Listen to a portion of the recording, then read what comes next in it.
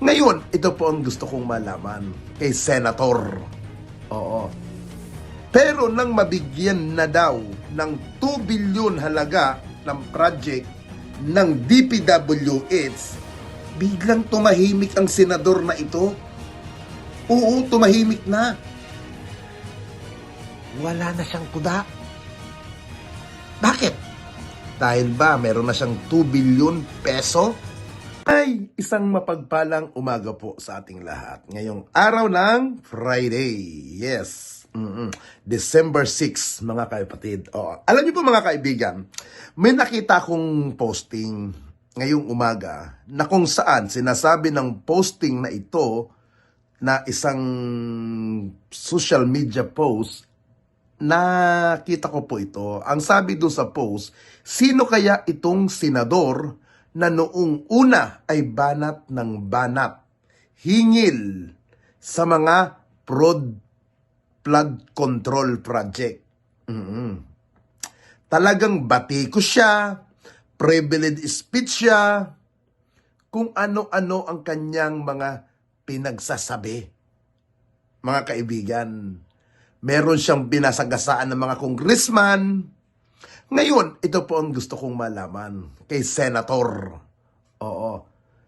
Pero nang mabigyan na daw ng 2 billion halaga ng project ng DPWH, biglang tumahimik ang senador na ito. Oo, tumahimik na. Wala na siyang kuda. Bakit?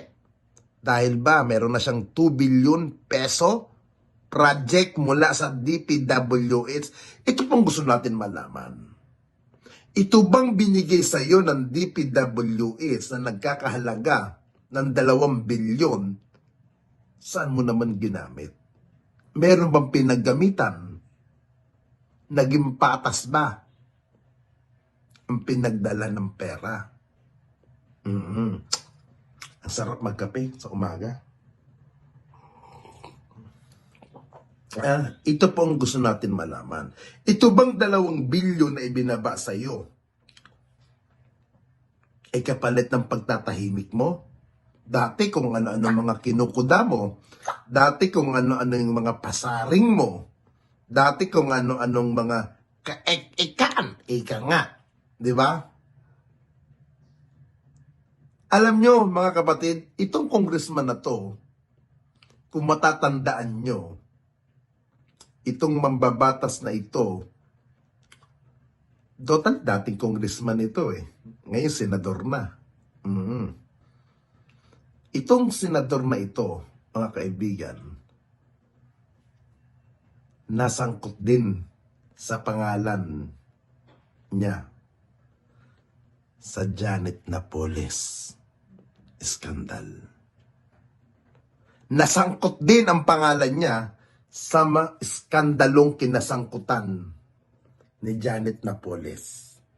Kilala niyo ba ang senador na ito? Na di umano malapit daw sa Diyos ang pamilya niya. Na pa-emen-emen, pa-aleluya.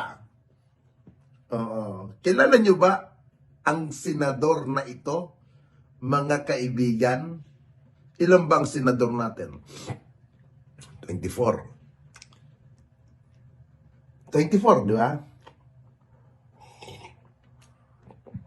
Pakirelay nga ako kung kilala niyo ang senador na ito na dati maingay, dati kuda ng kuda, dati puna ng puna sa usapin, flood control, pero nung nabigyan na ng Department Work and Highway, tahimik ng bunganga. Sana yung pagkakamali mo dati na nasangkot ang pangalan mo sa Janet Napoles, sana maging aral sa'yo. Sana ang 2 milyon na natanggap mo ay mapunta talaga sa tamang proyekto, sa tamang paglalaanan niyan.